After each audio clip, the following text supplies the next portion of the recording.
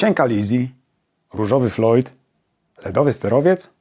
Skąd rockowe zespoły brały inspirację do swoich nazw? Co znaczą te najbardziej znane? I czemu czasem lepiej nie tłumaczyć ich na język polski? Już teraz w nowym odcinku Muzycznego Subiektywu. Zapraszam.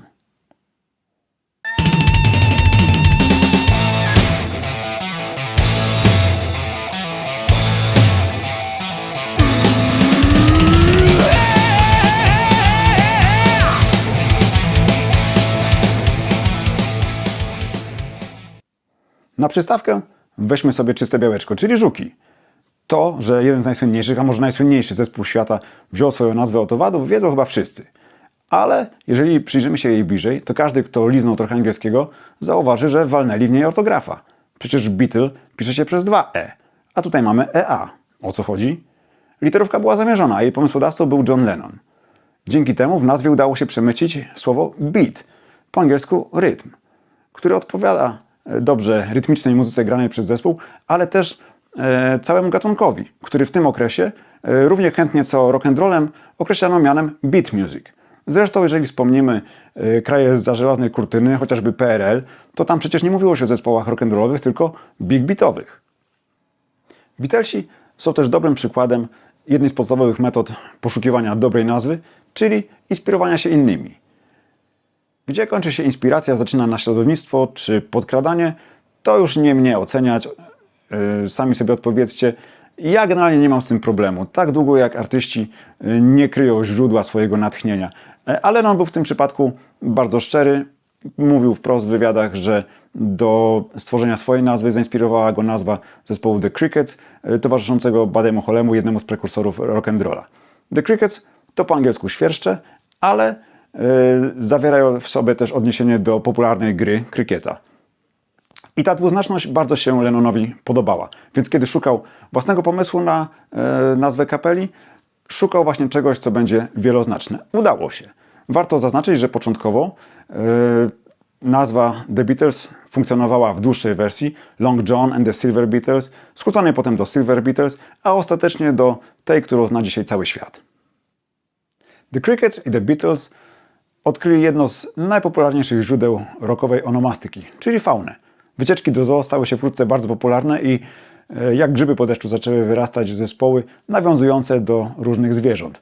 Takie jak The Birds, The Monkeys, The Turtles, a Eric Burdon z kolegami też w ogóle pojechali po bandzie i zawłaszczyli sobie całe królestwo zwierząt, nazywając kapelę The Animals.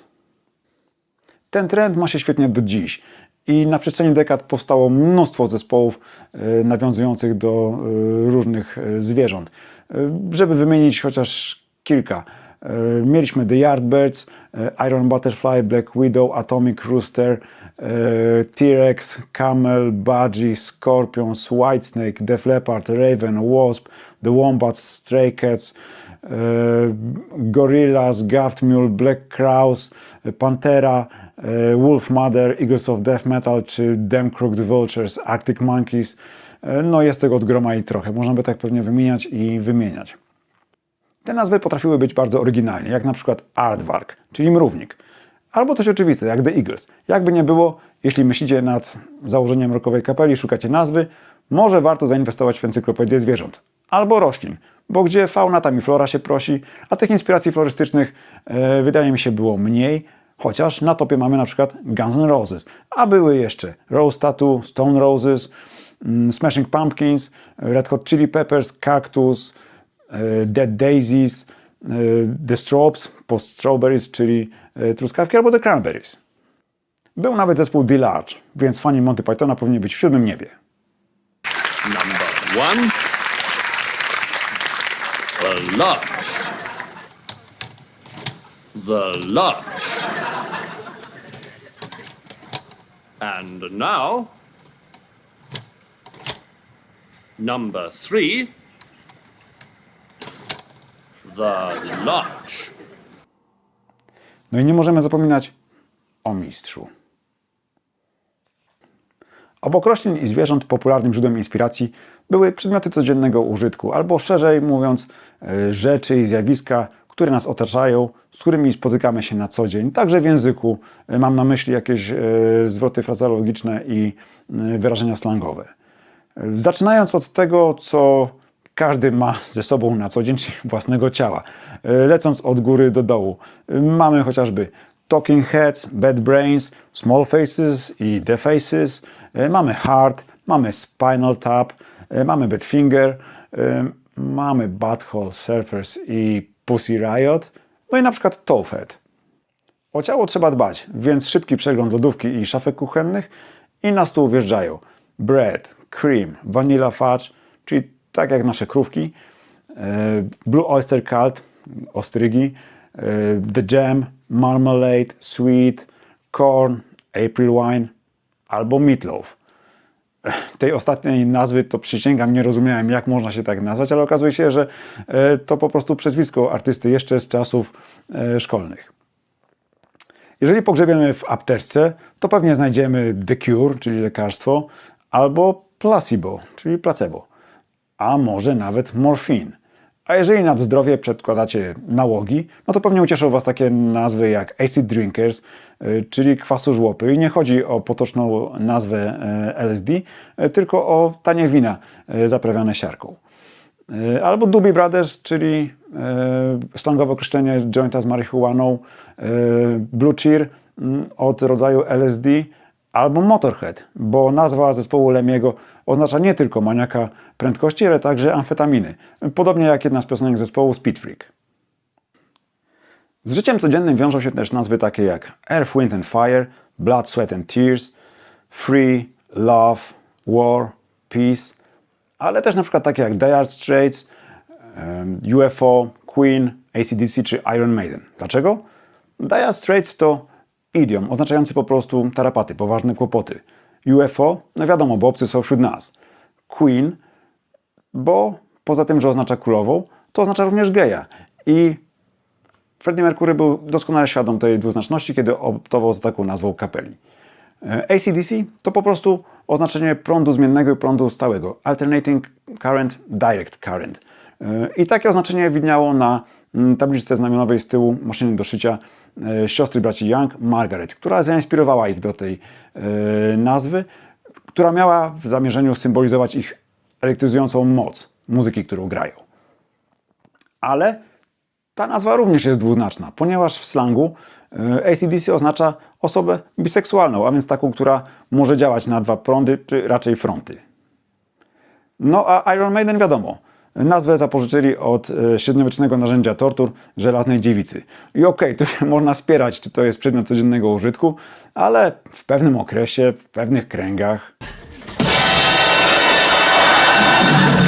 Nobody expects the Spanish Inquisition. od tortur blisko do śmierci i wszystkiego, co związane z nią, albo z tym, co po niej.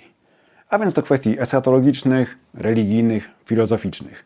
I do tego worka możemy wrzucić nazwy takie jak The Gods, The Angels, Spirit, Nirvana, The Cult, ale też cały korowód nazw metalowych, poczynając od takich jak Slayer, Venom, Anthrax, Carcass, Death, Napalm Death, Megadeth, Testament, Obituary, Grave czy Sepultura. A jeżeli komuś mało, to możemy to rozciągnąć na terminologię biblijną i mitologiczną i wtedy będziemy mieli jeszcze nazwy takie jak na przykład Peter, Paul and Mary, Genesis, Exodus, Jericho, Sodom, Behemoth, Tiamat czy Ragnarok. Co ciekawe, słynna hardrockowa kapela Nazareth nie zapożyczyła swojej nazwy z Biblii, tylko od nazwy amerykańskiego miasta, które pojawia się w piosence The Way zespołu The Band. A to, że miasto było nazwane od biblijnego, no to już jest inna kwestia. Przy okazji Beatlesów wspomniałem też, że popularnym sposobem wyboru atrakcyjnej nazwy kapeli jest inspirowanie się tym, co wymyślił ktoś inny. I świetnym przykładem tutaj są Rolling Stonesi. Nazwę zespołu zaczerpnęli z bluesa Muddy'ego Watersa, a sam pan Morganfield też nie był do końca oryginalny, ponieważ określenie Rolling Stone, które jest metaforą obieży świata, włóczęgi, kogoś, kto nie zagrzewa miejsca i jest cały czas w drodze, wziął z popularnego angielskiego przysłowia A Rolling Stone gathers no moss, co w tłumaczeniu oznacza toczący się kamień nie porasta mchem. Idealna nazwa jak na kapelę, która od ponad 60 lat koncertuje po całym świecie. Obcą inwencję, aczkolwiek za przyzwoleniem samego autora, wykorzystali Led Zeppelin. I od razu na wstępie wyjaśniam, pierwszy człon nazwy nie ma nic wspólnego z popularną dziś, a w latach 60. dopiero raczkującą technologią LED, tylko z ołowiem. Już tłumaczę. Jimmy Page, jeszcze zanim powstał słynny kwartet, nosił się z zamiarem stworzenia supergrupy z Jeffem Beckiem na drugiej gitarze i z sekcją rytmiczną podebraną z The Who, czyli z Johnem Entwistle na basie i Keithem Moonem na perkusji.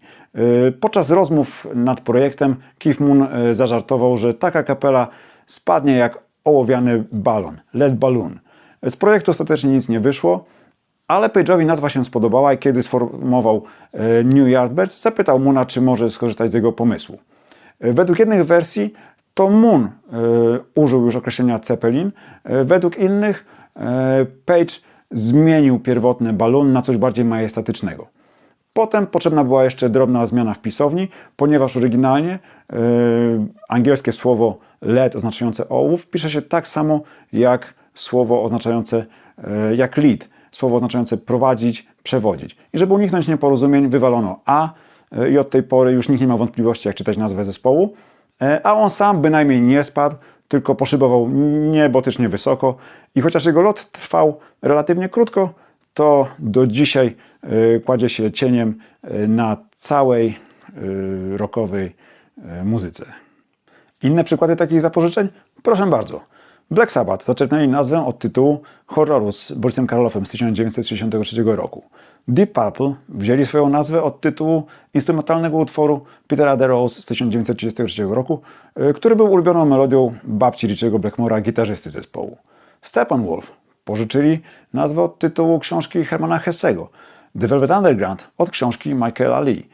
Sisters of Mercy wzięli nazwę od tytułu piosenki Leonarda Cohena, a Judas Priest wzięli swoją nazwę od jednego z bohaterów utworu Boba Dylana The Ballad of Frankie Lee and Judas Priest. Bohatera, którego można utożsamiać z kusicielem, diabłem, może nawet szatanem. Zaś Tangerine Dream zaczerpnęli swoją nazwę z wersu piosenki Lucy in the Sky with Diamonds The Beatles. Przy czym pomylili się. Okazuje się, że lider zespołu Edgar Froese, dla którego angielski nie był ojczystym językiem, źle usłyszał i przekręcił określenie Tangerine Trees na Tangerine Dream. Co miało swoje dobre skutki, bo uważam, że nazwa wyszła świetna, jest bardzo poetycka i ciekawsza niż Tangerine Trees. Tutaj pasują też The Doors, których nazwa bynajmniej nie oznacza rzeczywistych drzwi, nieważne czy drewnianych, szklanych, metalowych, tylko drzwi percepcji, czyli postrzegania. I została zaczerpnięta z tytułu książki Aldusa Huxleya The Doors of Perception, która traktuje o meskalinie. Ale Huxley też był komuś coś winien, ponieważ tytuł swojej książki zaczerpnął z XVIII-wiecznego poematu angielskiego poety Williama Blake'a zatytułowanego Zaślubiny nieba i piekła, który w oryginale brzmiał: gdyby drzwi percepcji zostały oczyszczone, wszystko okazałoby się człowiekowi takim, jakim jest, nieskończone. Warto też wspomnieć o sytuacjach, kiedy muzycy nie dokonali, wydawałoby się, oczywistej pożyczki. I tak na przykład Machine Head wielokrotnie podkreślali, że nie wzięli nazwy zespołu od kultowego albumu Deep Purple. A wracając do Judas Priest, ich przykład przenosi nas do kolejnego źródła inspiracji, jakim były imiona i nazwiska osób fikcyjnych lub rzeczywistych. W odcinku poświęconym Thin Lizzy wspominałem już o korzeniach nazwy zespołu, ale chętnie powtórzę. A jeżeli ktoś nie oglądał, to zachęcam do obejrzenia. Link znajdziecie na końcu tego odcinka. Jeżeli ktoś sobie tłumaczył tę nazwę, to od razu wyjaśniam. Nie było nikogo takiego jak cienka Lizzy, nie była to żadna prostytutka z Grafton Street czy innej ulicy w Dublinie, czy ktoś podobny.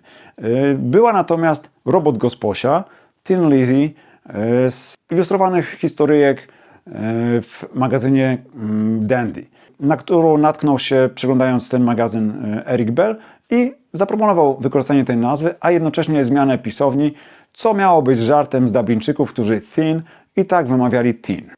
Ale jest jeszcze inna wersja tłumacząca pochodzenie nazwy Thin Lizzy i wywodząca ją od amerykańskiego samochodu, popularnego Forda T czy Forda T. I zwolennicy tej teorii również mają rację. Dlaczego? Otóż na początku XX wieku sprzedawcy samochodów, aby promować swoje mobilne cacka, chętnie urządzali wyścigi samochodowe. I w jednym z takich wyścigów w roku 1922 w Pikes Peak w Colorado udział wziął Noel Bullock ze swoim wysłużonym samochodem, który on sam pieszczotliwie nazywał Old Liz. Na polski można to przetłumaczyć jako Stara Ela, bo Liz to skrót od imienia Elizabeth. Samochód był mocno sterany, poobdzierany z farby, brakowało mu klapy silnika, więc szybko stał się przedmiotem żartów i jeszcze przed startem dorobił się nowego przydomka Tin Lizzy, co znowu na nasze można tłumaczyć jako blaszana Elżunia czy puszka Ela. Ku zaskoczeniu wszystkich Bullock wygrał, a jego imię, podobnie jak nową ksywkę samochodu, rozpropagowały gazety w całym kraju. I od tej pory określenie Tin Lizzy przylgnęło do wszystkich Fordów T. I z tej nazwy skorzystali autorzy historyki o robocie Gosposi, nazywając swoją bohaterkę. A dopiero w drugiej kolejności wykorzystali ją Bell i chłopaki po drobnym liftingu. Warto też dodać, że samochód, który znajduje się na okładce pierwszej płyty Tin Lizzy, to nie jest Ford T, dla tych, którzy się nie znają na motoryzacji, tak jak na przykład ja. Udało mi się ustalić, że jest to Vauxhall Victor Super Model F z roku 1957, więc jak kogoś to interesuje, to macie tutaj taką informację. A co z nazwami od osób rzeczywistych? Na pierwszy ogień, nieprzypadkowo, weźmy Alice Cooper. To była zarówno nazwa kapeli, jak i pseudonim jej wokalisty Vincenta Ferniera, któremu na spirytystycznym seansie wyjawiono, jakoby jest wcieleniem XVII-wiecznej kobiety spalonej na stosie w Salem podczas polowania na czarownicę. Inne przykłady? Molly Hatchet. Wzięli swoją nazwę od XVII-wiecznej uroczej kobiety, która skracała swoich kochanków o głowę toporem. Batory. Od Elżbiety Batory, siostrzenicy naszego króla Stefana Batorego, oskarżanej o mordowanie dziewic i wykorzystywanie ich krwi do odmładzających kąpieli. Jethro Tull. Od XVIII-wiecznego agronoma i wynalazcy siewnika. Tesla. Podobnie jak samochód, wzięli nazwę od słynnego wynalazcy Nikoli Tesli. Franz Ferdynand. Od arcyksięcia Franciszka Ferdynanda, którego zabójstwo stało się pretekstem do wybuchu I wojny światowej. Czy Marilyn Manson, jego nazwa jest zbitką dwóch nazwisk, aktorki Marilyn Monroe i mordercy Charlesa Mansona. Podobną zbitkę nazw wykorzystali już wiele lat wcześniej Pink Floyd. I od razu wyjaśnię, gdyby komuś chodziły po głowie pomysły tłumaczenia tego i jakieś dziwne skojarzenia. Nie. Nikt w zespole nie mówił na swojego małego różowy Floyd, a przynajmniej ja nic o tym nie wiem. Aczkolwiek byłaby to niezła alternatywa dla oficjalnej wersji. A ta brzmi tak, że Syd Barrett, ówczesny wokalista i gitarzysta zespołu, połączył po prostu imiona dwóch swoich ulubionych bluesmenów, Pink Andersona i Floyda Cancilla. W ten sposób uzyskał nazwę. Początkowo brzmiała ona The Pink Floyd Sound, ale ostatecznie skrócono ją do samego Pink Floyd. No dobra, a teraz dwie nazwy i szybki teścik. Czy wszyscy wiedzą, jakie przeczytać? Jeśli nie, zero stresu. Ja też kiedyś nie wiedziałem i Lynyrd Skynyrd oraz Uriah Heep wydawały mi się całkiem sensowne, ale nie. Pierwszą czyta się Lynyrd Skynyrd, a żeby uniknąć nieporozumień w tej kwestii, sami panowie, wydając pierwszy album na okładce, no i w tytule płyty, napisali, jak to czytać. Nazwali płytę Pronounced Lynyrd Skynyrd. Ja to oczywiście pewnie nie do końca dobrze wymawiam, za co z góry przepraszam. A skąd sama nazwa? Od znienawidzonego nauczyciela WF-u, który gonił chłopaków za długie włosy. Panowie postanowili po lekkiej modyfikacji ze względu na RODO nazwać tak kapelę i w ten sposób unieśmiertelnili typa. Okej, a druga nazwa? Wymawia się ją Uriah Heep. Pamiętam, gdy zaczynałem przygodę z rockiem, odwiedziłem wrocławską księgarnię Bemolika na rynku. Może ktoś pamięta, piszcie w komentarzach. I tam poprosiłem o jakąś płytę z dorobku zespołu Uriah Heep. No uprzejma pani nie wyśmiała mnie, tylko wytłumaczyła, że to się mówi Uriah Heep, od tej pory już wiem. A skąd sama nazwa? od bohatera powieści David Copperfield Charlesa Dickensa, notabene paskudnego charakteru. Mamy też oczywiście zespoły, które nazwy zaczerpnęły od nazwisk samych członków zespołu. I nie chodzi mi tu o projekty typu John Mayall and the Blues Breakers albo Tom Petty and the Heartbreakers, tylko o kapele takie jak Montrose, Van Halen, Danzig czy Fleetwood Mac. Fleetwood Mac to też jest zbitka dwóch nazwisk, perkusisty Micka Fleetwooda i basisty Johna McVie. Autorem nazwy był Peter Green, gitarzysta zespołu, który chciał w ten sposób uhonorować swoją ulubioną sekcję, ale też zachęcić ich w ten sposób do pozostania w zespole, który został nazwany na ich cześć. I faktycznie udało się, składy wielokrotnie się zmieniały, sam Green odszedł dość wcześnie z zespołu, a jednak panowie Fleetwood i McVie cały czas w składzie trwali, dzięki czemu też mimo stylistycznej wolty, jaka nastąpiła w latach 70. i zmiany kierunku z bluesa do soft rocka i popu, nazywanie zespołu wciąż w ten sam sposób miało jakiś sens. Obok inspiracji personalnych, które są popularne do tej pory, czego najlepszym przykładem Greta Van Fleet, ochrzczona po sąsiadce chłopaków, kapele bardzo chętnie korzystały też i korzystają do tej pory z nazw istniejących miejsc. Długo by wymieniać, ale możemy poprzestać na Kansas, Boston, Chicago, New York Dolls, Black Oak, Arkansas, Georgia Satellites, North Mississippi All Stars, Europe, Asia, a u nas choćby Myslowic. Jak zatem widać, źródła inspiracji, do których sięgali i sięgają rockmeni w poszukiwaniu nośnej nazwy, są najróżniejsze. A przecież temat nie jest wyczerpany, jest na pewno dużo innych źródeł, o których nie wspomniałem. No jest pełno nazw też kompletnie odjechanych i wymyślonych. W dzisiejszych czasach mam takie podejrzenie, że młode kapele mogą sięgać po pomoc narzędzi AI w szukaniu jakichś nośnych nazw, a szkoda, jeśli tak robią, bo jak każdy proces twórczy, szukanie tej wyjątkowej nazwy to jest wspaniała przygoda i też fajne ćwiczenie kreatywne, więc zachęcam do niego. A poza tym, no umówmy się, czy jakiś chat GPT wpadłby na nazwę taką jak Creedence Clearwater Revival?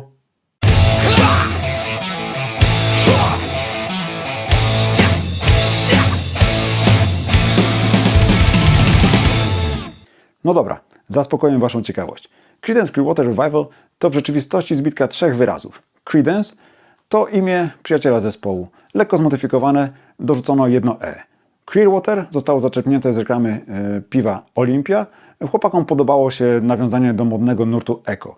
I wreszcie revival, czyli odrodzenie, miało się odnosić do tego, że chłopaki zrywają z przeszłością i z poprzednią nazwą The Gollywoggs, ale mogło też odnosić się do faktu, że John Fogerty wrócił do domu po odbytej służbie wojskowej. Jakby nie było, powstał jeden z najsłynniejszych zespołów rockowych i jedna z najtrudniejszych do wymówienia nazw. Dlatego w użyciu jest często prostszy, bardzo powszechny skrót CCR. Mam nadzieję, że dotrwaliście do sceny po napisach. Dzięki za wasz czas. Zapraszam do subskrypcji, lajkowania, udostępniania i komentowania i do zobaczenia niebawem.